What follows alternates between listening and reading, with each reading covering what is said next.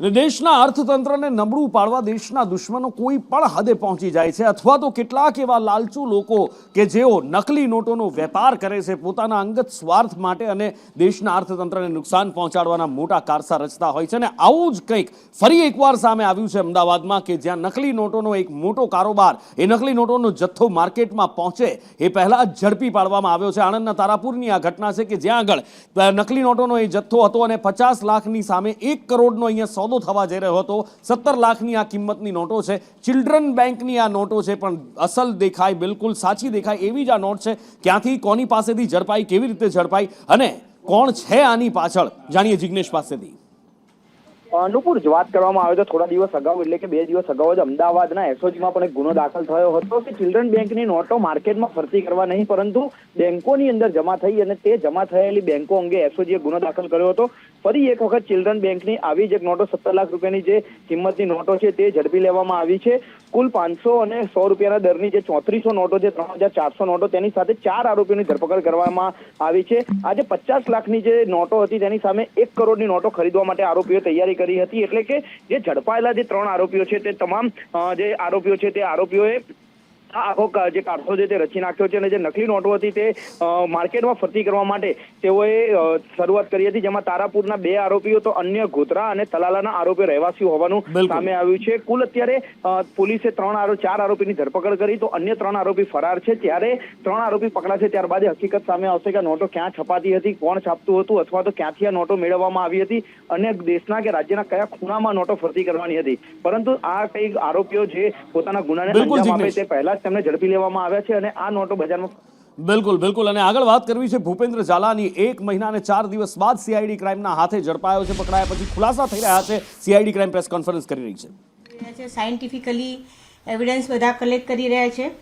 Bank એકાઉન્ટમાંથી એણે અત્યાર સુધી 11,000 જેટલા અમારા ધ્યાન પર આવેલ છે તપાસ દરમિયાન કે 11,000 જેટલા ધારકો હતા કે જેમણે રોકાણ કરેલું હતું તો એ સિવાય પણ કેટલા છે અને રોકાણમાં ક્યાં ક્યાં કેટલી ઇલીગાલિટીઝ થયેલી છે કેટલા પ્રલોભનો આપેલા છે કેવી રીતે પ્રલોભનો આપેલા છે કોઈ એણે એની પોતાની વેબસાઇટ પરથી પણ જે પ્રલોભનો આપેલા હોય કોઈ પેમ્ફલેટ્સ આપીને છપાવીને પણ આપ્યા હોય તો એ બધા તપાસ અમે લોકો કરી રહ્યા છે અને અલગ અલગ ટીમો બનાવીને અત્યાર સુધી પણ જેટલા બી ડોક્યુમેન્ટ્સ ખાસ તો આ આખો ગુનો છે દસ્તાવેજી પુરાવાના આધારે તપાસ થઈ રહી છે।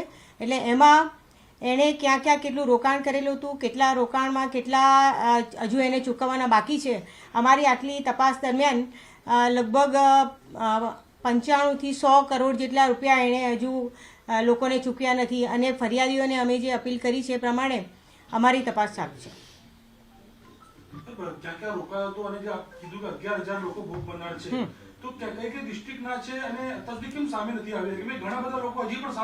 હા એટલે ડિસ્ટ્રિક્ટમાં તો શું છે મેઇન તો હિંમતનગર છે અમુક મહેસાણાના છે અમુક પાલનપુરના છે અમરેલીના છે આણંદના છે એટલે આ લોકો સામે કેમ નથી આવી રહ્યા અમે લોકો સામેથી એમની પાસે તપાસમાં અમારી અલગ અલગ ટીમો બનાવી છે ઘણા બધા પીઆઈ ને પીએસઆઈસ ને બધાને સામેલ કરીને અમે લોકો 2 ડીવાયએસપી આરએસ પટેલ અને અશ્વિન પટેલના સુપરવિઝનમાં ઈઓડબ્લ્યુના એસપીના સુપરવિઝનમાં તપાસ ચાલી રહી છે। એટલે અત્યાર સુધી જે નથી આવ્યા એમને પણ અમે સામેથી એમના સ્ટેટમેન્ટ પણ લગભગ 101 ગીતાના લીધેલા છે અને એ સિવાય પણ જેને પણ આમાં હજુ પણ કોઈ એમની પોતાના તરફથી કોઈ રજૂઆત કે કમ્પ્લેન હોય તો કરવા માટે પ્રોએક્ટિવલી અમે સામેથી એ લોકોના સ્ટેટમેન્ટ લઈને એમની પાસેથી ફરિયાદ લેવાની કાર્યવાહી કરી રહી છે। 100 કરોડ આપવાના બાકી છે અત્યારે અને જે પણ મિલકત વસાવી છે કેટલી મિલકત કયા પ્રકારની મિલકત વસાવી છે કારણ કે એવું પણ સામે આવ્યું છે કે એને અત્યાર સુધીમાં જેટલા રૂપિયા ભેગા કર્યા એની મિલકતમાં ઇન્વેસ્ટમેન્ટ કર્યા છે કયા પ્રકારની મિલકત સામે આવી છે કોલેજ સ્કૂલ એટસેટ્રા। હા એણે મૂવેબલ ને ઇમૂવેબલ પ્રોપર્ટી આપણે જો ગણીએ તો લગભગ 101 કરોડ જેટલી મિલકત વસાવેલી છે અને એ મિલકતમાં ઇમૂવેબલ પ્રોપર્ટી જે છે લગભગ 80 કરોડ જેટલી છે અને બીજી જે મૂવેબલ છે 20 કરોડ જેટલી છે અને એમાં એ બધી પ્રોપર્ટી એ તો અમે તપાસ કરી રહ્યા છીએ પણ એ સિવાય એના કુટુંબીજન જે કે એના નજીકના સગા એના ફ્રેન્ડ સર્કલ એ બધાની પ્રોપર્ટી પણ અમે તપાસના અમારા માટે એક અગત્યનું પાસું છે। એટલે દરેક અમારા જે અધિકારીઓ છે, ટીમ છે, એની સાથે રહીને એની સિવાય એના ફેમિલી મેમ્બર્સમાં પણ કોઈએ જે પ્રોપર્ટી લીધી હોય, જે આણે પોતે એ લોકોનો લાભ લઈને એમના નામે ખોટી રીતે લીધી હોય, તો એ પણ એક તપાસ કરી રહ્યા છે. ડિજિટલ કરન્સીની વાત હતી કે તેની પાસે 2000 કરોડ બિટકોઇન છે, જે અત્યાર સુધી વાતો ચાલી રહી હતી. અત્યારે પૂછપરછમાં એની પાસે કઈ પ્રકારની કરન્સી છે, કેટલી કરન્સી છે, કેટલી કિંમત એની ગણી શકાય આપણે ડિજિટલ કરન્સીની વાત કરીએ? ના, ડિજિટલ કરન્સી એક અત્યારે તપાસનો વિષય છે ને એની અમારે તપાસ સાયન્ટિફિકલી ચાલી રહી છે. હવે જે પ્રકારે જ્યાંથી પકડાયો ખૂબ જ ચોંકાવનારું અમારા માટે પણ હતું કે આટલા નજીકથી એ હશે. ક્યાં ક્યાં ફર્યો હતો આટલા સમય દરમિયાન? એ શરૂઆતમાં શરૂઆતમાં તો બગલામુખી જે એમપીનું જે છે ત્યાં ગયેલો હતો અને ત્યાં તપાસ થઈ ચૂકી છે. એ સિવાય પછી એ રાજસ્થાનમાં ગયેલો હતો અને રાજસ્થાનમાં લગભગ 10 દિવસ રોકાયેલો હતો અને ત્યારબાદ એ જે રોકાયો છે એ આજે દેવાડા ગામેથી મળ્યો છે, દવાડા ગામેથી. એ 15 થી 20 દિવસ એ ત્યાં જ રોકાયેલો હતો અને વચ્ચે વચ્ચે એની મુવમેન્ટ અહીંયા અમદાવાદ ને ગાંધીનગરની રીતે થયેલી છે. એના ફાધર છે અને ત્યાં જે ફાર્મ હાઉસના જે વ્યક્તિ છે, જે કિરણ ચૌધરી છે, એની સામે આપણે ગુનો નોંધી રહ્યા છીએ કે પછી? યસ. એમાં એને જે કિરણસિંહ ચૌહાણ જેણે એને આશરો આપ્યો છે એમની સામે અમે અત્યારે કાર્યવાહી કરી રહ્યા છીએ, તજવીજમાં ચાલુ છે. મેડમ, એ રિમાન્ડ દરમિયાન પોલીસને સહયોગ આપે છે ખરો? રિમાન્ડ દરમિયાન સહયોગમાં શું છે કે શરૂઆતના તબક્કે તો ઘણું બધું એ છુપાવતો હતો, પણ અત્યારે હાલના તબક્કે ધીરે ધીરે અમે લોકો એની પાસેથી માહિતી મેળવી રહ્યા છીએ. આ કેસમાં એક મહિલા પોલીસ કર્મીનું પણ નામ ચર્ચાઈ રહ્યું છે કે જે એને મળવા જતી હતી જ્યાં તે રોકાયો હતો, દસાડા ગામે, દેવાડા ગામે. એ કોઈ તપાસમાં ખુલ્યું છે? કોઈ નામ, કોઈ મંગેતર? ના, ત્યાં જે મહિલા પોલીસની વાત આવે છે, અધિકારીની વાત આવે છે, એ એની પર્સનલ મેટર હતી, કેમ કે એમની સાથે લગ્ન કરવાના હતા એવું આમના પ્રમાણે કહેવું છે. અને છતાં પણ એ મહિલા અધિકારીનો કોઈ ક્રિમિનલ રોલ આવશે આને મદદ કરવામાં અને આશરો આપવામાં, તો ચોક્કસ એ દિશામાં એની સામે એક્શન લઈશું. એ મહિલા અધિકારી જે છે એની મિલકત તપાસાઈ રહ્યો, કારણ કે એક વિષય એવો પણ આવ્યો હતો કે ભૂપેન્દ્રસિંહ ઝાલાએ મહિલા તમારી પીઆઈ જે છે એનો બંગલો પણ ખરીદી આપ્યો. આ દિશામાં કઈ તપાસ કરી છે કે હવે કરવાના? હવે કરીશું, ચોક્કસ. જે ફ્રેન્ચાઇઝી મેડમ, જે ફ્રેન્ચાઇઝી જે લોકો આ લોકો લીધી, લગભગ 18 જગ્યાનું આપણે આવે છે કે અલગ અલગ જગ્યાએ ફ્રેન્ચાઇઝી લીધી, જેને ફ્રેન્ચાઇઝી લીધી એનો પણ રોલ સીધી રીતે કહેવાય કે આની અંદર છે, તો એવા લોકોને આપણે બોલાવીએ છીએ? હા, ચોક્કસ. એવા જેટલા બી એજન્ટો છે જેમણે સૌથી વધારે રોકાણ કર્યું છે અને સૌથી વધારે જેમનો રોલ છે એવા એજન્ટોને પણ અમે જોઈ લીધેલા છે અને એમનો પણ રોલ જેટલો પણ ક્લિયર થશે એટલો તરત જ એમની સામે એક્શન લેવાશે. જે આટલા દિવસ ફર્યો એની પાસેથી એને અલગ અલગ સિમ કાર્ડો ચેન્જ કરે. એ સિમ કાર્ડો કોના નામે ખરીદ્યા હતા એ કઈ ખબર પડી? ના, સિમ કાર્ડો તો એણે સિમ કાર્ડ કરતાં એ અમુક ટેકનિકલી પેલું ડોંગલ ને એ બધાનો યુઝ કરતો હતો, એટલે એ ડોંગલ એ બધું અમે લોકો આગળ એના જેટલા પણ મોબાઈલ છે જૂના છે અત્યારના એના ફેમિલી મેમ્બર્સના, એની સાથેના એના ગ્રુપના જેટલા પણ હતા, એના સ્ટાફમાં પણ જે બધા એના પ્યુનથી માંડીને જેટલા પણ એના કર્મચારીઓ ને એના એકાઉન્ટ સંભાળવાવાળા, એ બધાની સાયન્ટિફિકલી એ રીતે અમે તપાસ કરી રહ્યા છીએ. કેટલાક એવા ક્રિકેટરો છે કે જેને પણ બીઝેડમાં રોકાણ કર્યું. અમારા પહેલાના અધિકારી અહીંયાથી જેવું કીધું હતું કે 5 થી 6 જેટલા એવા ક્રિકેટ. એ દિશામાં શું તપાસ, કઈ નામો આવ્યા છે કે બધું તપાસ? હા, એ દિશામાં તો જે 3 નામ આવેલા હતા એ નામ પ્રમાણે જ એમનું પણ કેટલું રોકાણ થયેલું છે કે શું ખરેખર એ તપાસ થઈ રહી છે. હા, ચોક્કસ જરૂર જણાવશે તો એમની પણ પ્રોપરલી તપાસ થશે. કેટલું રોકાણ એમને ફિગરલી તમે કહી શકતા હો તો? એક્ઝેક્ટલી તો બહુ મને અત્યારે 3 ક્રિકેટર હતા અને એકનું કદાચ થોડુંક વધારે છે, બાકી બીજા બધાનું કહું એક્ઝેક્ટલી યાદ નથી અત્યારે મને. 10 લાખ કે એકનું 10 લાખ હતું ને એકનું બીજું કંઈક 25 લાખ જેવું એવું કંઈક હતું. કોર્ટ એમનું લીધું છે નિવેદન એમના લીધું? ના, એ તપાસ ચાલુ છે. આજે 11,000 જેટલા રોકાણકારોનો ડેટા તમારી પાસે મળ્યો, બસ સૌથી વધારે રકમ રોકાણકારની કેટલી હતી? હાઈએસ્ટ ઇન્વેસ્ટમેન્ટ કેટલા રૂપિયાનું થયેલું છે કોઈ એક પર્ટિક્યુલર રોકાણકાર? 1 કરોડ, 2 કરોડ, 4 કરોડ, 5 કરોડ? એટલે એ અમે લોકોએ અલગ બાયફર્કેટ કર્યા છે. 1 કરોડ કરતાં વધારે રકમનું જેનું રોકાણ થયેલું છે એ લોકોના નામ ને એ બધું અમે લોકોએ બાયફર્કેટ કર્યું છે અને અમે તપાસ કરી રહ્યા છીએ. અંદાજિત કેટલા હશે નંબર ઓફ ઇન્વેસ્ટમેન્ટ? લગભગ 10 જેટલા છે. જેનું 1 કરોડથી વધારે?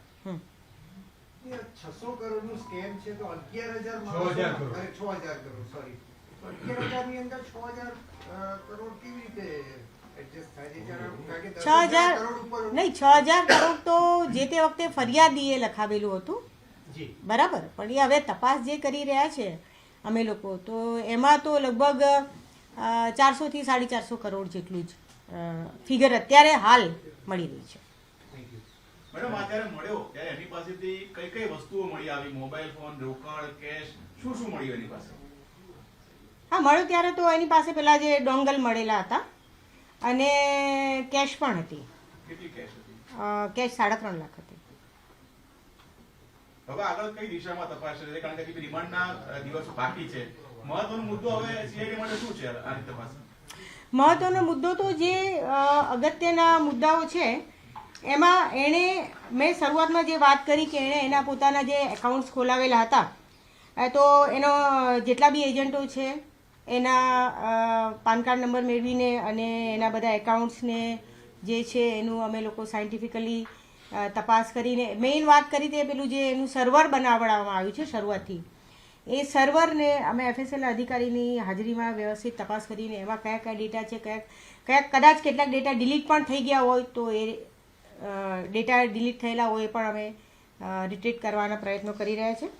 પછી બીજા જેટલા બી રોકાણકારો છે એણે આ લોકો રોકાણકારો પાસેથી શું આર્થિક લાભ મેળવેલો છે અને પોતે એણે બધી જે પ્રોપર્ટી વસાવી છે, પ્રોપર્ટીમાં ખરેખર કોના નામે છે, શું છે, કેવી રીતના એને ટ્રાન્ઝેક્શન આખું કર્યું છે એ પણ એક તપાસનો વિષય છે. પછી એના તપાસમાં એણે જે ટ્રાન્ઝેક્શન કર્યું છે તો એમાં જે પણ એના ઓફિસમાંથી એનું જે એકાઉન્ટ સંભાળતા હતા એનો જે ચાર્ટર એકાઉન્ટ છે કે એ બધા, તો એ બધાનો રોલ કેટલો છે, શું છે, એ પણ અમે લોકો તપાસ કરી રહ્યા છીએ. આની અંદર મેડમ એક આઈપીએસ ઓફિસરનું નામ પણ ચર્ચાઈ રહ્યું હતું કે તેનું પણ ક્યાંક ને ક્યાંક સંડોવણી છે, એ બાબતે શું કઈ તપાસ કરી છે, પૂછપરછ થઈ છે? હા, પૂછપરછ થઈ છે. હાલ અત્યારે એવું કોઈ જ નામ તપાસ દરમિયાન મળી આવ્યું નથી. મેડમ રાજકીય નેતાઓનો પણ આની સાથે ગરોબો હતો ને એ લોકોએ પણ આમાં કંઈક રોલ ભજવ્યો એવી આપણી તપાસમાં કંઈ ખુલ્યું હોય કે ધવલસિંહ ઝાલા અને ભીખુસિંહ પરમારનું પણ નામ આવ્યું હતું? ના ના, અમારી હાલની તપાસમાં એવું ના, હાલની તપાસમાં એવી કોઈ બાબત ધ્યાન પર આવી નથી. આ જે ટ્રાન્ઝેક્શન અત્યારે આપણને જે 7 બેંકોના મળ્યા છે એમાં કોઈ એવું ફંડ છે કે જે એણે વિદેશ ટ્રાન્સફર કર્યું હોય કે પછી ભારતની અંદર જે ટ્રાન્સફર જે થયેલું છે એની અંદર? ના ના, હાલ હજુ એ બાબત ધ્યાન પર નથી. મેડમ આમાં શિક્ષકોએ મોટા પાયે રોકાણ કર્યું છે અને ક્યાંક ને ક્યાંક જોવા જઈએ તો તમારી જ જે કોર્ટમાં એફિડેવિટ છે એમાં 62 શિક્ષકોના નામનો કે 62નો સંખ્યાનો ઉલ્લેખ છે. એ શિક્ષકોને તપાસમાં બોલાવવામાં આવશે, શું છે એમાં?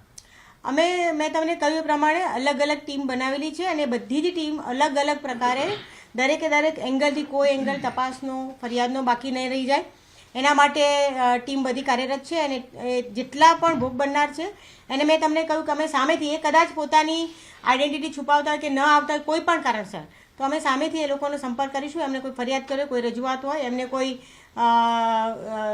પુરાવા આપવા હોય તો અમે સામેથી એ પ્રયત્ન કરી રહ્યા છીએ. મૂળ મેડમ મોડસ ઓપરેન્ડી શું હતી, કેવી રીતે લોકોને ભેગા કરતો અને કેવી રીતે આખી આ ચેઇન ઊભી કરી હતી? મોડસ ઓપરેન્ડી તો એની એ જ હતી કે એ લોકો તમામને રોકાણ કરવા માટે જે લલચાવતા હતા એમાં એણે પેમ્પલેટ્સ બી બહાર પાડેલા હતા. એણે એની વેબસાઇટ પર અને એનું જે ગ્રુપ બનાવેલું હતું એજન્ટોનું, એ ગ્રુપમાં પણ એ બધું જે લોભામણી લાલચો આપતો હતો. અને 5 લાખ જેટલું કોઈ રોકાણ કરે તો 5 લાખના રોકાણ પર એને મોબાઈલ આપો, 10 લાખનું રોકાણ કરે તો એને કોઈ પણ બીજી કોઈ ટીવી કે એ રીતને કોઈ મોંઘી વસ્તુ આપવી. અને જેટલા સબ એજન્ટો, જેટલા બી રોકાણકારો જે પણ લાવે એને એટલું પર્સન્ટેજ 5% પર્સન્ટેજ આપવું કે સબ એજન્ટ આવે તો એને 2.25% એને એમાં આપવું. એ રીતે બધાને લલચાવતો હતો ને એ રીતે એનું. વ્યાજ કે મૂડી એને સમયસર ચૂક્યા છે કે નથી ચૂક્યા? ના, ઘણાના બાકી છે પણ એ અમે હવે અત્યારે અમે તપાસ કરી રહ્યા છીએ. કેકે એન્ટરપ્રાઇઝની તપાસ કેમ બંધ કરવામાં? કેકે એન્ટરપ્રાઇઝ સીઆઈડી ક્રાઇમ ખુદ એમાં ફરિયાદી હતી. 3 ઓફિસ હતી. કેકે એન્ટરપ્રાઇઝ, હા, KK enterprise, city finance, RK enterprise, 3 હતી. એમાં કેકે એન્ટરપ્રાઇઝની તપાસ બંધ કરવામાં ને કેકે એન્ટરપ્રાઇઝ જેવું કંઈ છે નહીં. હા, કેકે એન્ટરપ્રાઇઝનું નથી, આરકે એન્ટરપ્રાઇઝનું હોય તો એની પણ તપાસ ચાલુ છે. આની પાસે મોબાઈલ મળી આવ્યો સર? ભૂપેન્દ્ર પાસેથી મોબાઈલ એનો હા, મોબાઈલ તો મળ્યો. મેમ, આ જે 8 મોબાઈલ ફરિયાદ છે, 8 મોબાઈલ. DZ ફાઇનાન્સ એવી જ એક ફરિયાદ સરકાર તરફે નોંધાણી છે નાવ સ્ટાફ વે પાલનપુરની. એ અચ્છા. તપાસ ક્યાં સુધી પહોંચી? એ આરોપી હજી પકડાયો નથી. આમાં તો તાત્કાલિક CID અને હવે વાત કરવી છે 31 ડિસેમ્બરની પાર્ટીની ઉજવણીની, એટલે કે પાર્ટીમાં ક્યાં કઈ વેન્યુ પર ક્યાં ડાન્સ પાર્ટી એ નહીં, પોલીસ પાર્ટીની તૈયારી અને એની ઉજવણીની. કારણ કે પોલીસ દ્વારા ઠેકાણે ચેકપોસ્ટ ઊભી કરી દેવામાં આવી છે, કડક ચેકિંગ હાથ ધરવામાં આવ્યું છે, બ્રીથ એનાલાઇઝરથી પણ તપાસ કરવામાં આવી રહી છે. માત્ર અરવલ્લી જિલ્લામાં જ, કે જે સરહદી જિલ્લો છે, રાજસ્થાન સાથે જોડાયેલો છે, 29 ચેકપોસ્ટ ઊભી કરવામાં આવી છે. ડોગ સ્ક્વોડ હોય કે પછી બોમ્બ સ્ક્વોડ હોય, બધા જ સાથે અહીંયા તપાસ કરવામાં આવી રહી છે. ક્યાંય પણ એક દારૂનું ટીપું ના ઘૂસે એના માટે પોલીસ ચાક ચોબંધ બંદોબસ્ત ગોઠવીને ઊભી હોવાનો દાવો કરવામાં આવી રહ્યો છે. અરવલ્લી જિલ્લા પોલીસ દ્વારા સરહદી વિસ્તારમાં કડક હાથે ચેકિંગ હાથ ધરવામાં આવ્યું છે. સંદેશ ન્યૂઝ ગ્રાઉન્ડ ઝીરો માટે પહોંચ્યું છે શામળાજી પાસે આવેલી રતનપુર પાસે અણસોલ ચેકપોસ્ટ ઉપર બ્રેથ એનાલાઇઝરથી જે પણ પીધેલા ચેકની તમામ બાબતનું પોલીસ દ્વારા કડક હાથે ચેકિંગ હાથ ધરવામાં આવ્યું છે. ખાસ કરીને અહીંયા SRPનો બંદોબસ્ત પણ રાખવામાં આવ્યો છે, ડોગ સ્ક્વોડ રાખવામાં આવ્યા છે. નાના મોટા વાહનોની અંદર કોઈપણ પ્રકારના કેફી દ્રવ્યો, માદક પીણું કે એવું કોઈપણ વસ્તુ ગુજરાતની અંદર ઘૂસતું ન હોય. 31 ડિસેમ્બરને રંગીન બનાવવાનો અને નિષ્ફળ બનાવવાનો પ્રયત્ન જો કોઈ આવા સામાજિક તત્વો કરી રહ્યા હોય એને તરત જ ઝડપી લેવા માટે પોલીસ દ્વારા કડક હાથે ચેકિંગ હાથ ધરવામાં આવ્યું છે. જે કોઈ નાના અથવા તો મોટા વાહનો છે એ તમામે તમામ વાહનોનું પોલીસ દ્વારા રાઉન્ડ ધ ક્લોક ચેકિંગ હાથ ધરવામાં આવ્યું છે. આખી રાત સુધી પોલીસ દ્વારા તપાસ હાથ ધરવામાં આવી છે. અનેક લોકો આવા છે કે જે કોઈ પીધેલા છે તેમને કેસ કરી અને તે લોકોને કડકમાં કડક સજા કરવાનો પણ જિલ્લા પોલીસ વડાએ આદેશ કરેલો છે. ત્યારે 31 ડિસેમ્બરને લઈ અરવલ્લી જિલ્લા પોલીસ તંત્ર સતર્ક જોવા મળી રહ્યું છે. શૈલેષ પંડ્યા, સંદેશ ન્યૂઝ, અરવલ્લી. 31મી ડિસેમ્બરની ઉજવણી ખૂબ જ શાંતિપૂર્વક જાય એટલા માટે અમદાવાદ શહેર પોલીસ દ્વારા એક્શન પ્લાન બનાવવામાં આવ્યું છે અને છેલ્લા કેટલાક દિવસોથી કોમ્બિંગની કામગીરી તેમજ સઘન વાહન ચેકિંગની કામગીરી ચાલી રહી છે. 31મી ડિસેમ્બરની ઉજવણીમાં પોલીસ બંદોબસ્તમાં દ્વારા 31 ડિસેમ્બરના તહેવારની ઉજવણી નિમિત્તે સઘન પોલીસ બંદોબસ્ત ગોઠવવામાં આવ્યો છે. હાલમાં 8 જેટલી ચેકપોસ્ટોને રાખીને આંતરરાજ્ય જે પણ વાહનોની અવરજવર થાય છે તેમની સઘન ચેકિંગ કરવામાં આવે છે. અલગ અલગ જગ્યાએથી પ્રોહિબિશનના કેસો પણ કરવામાં આવે છે.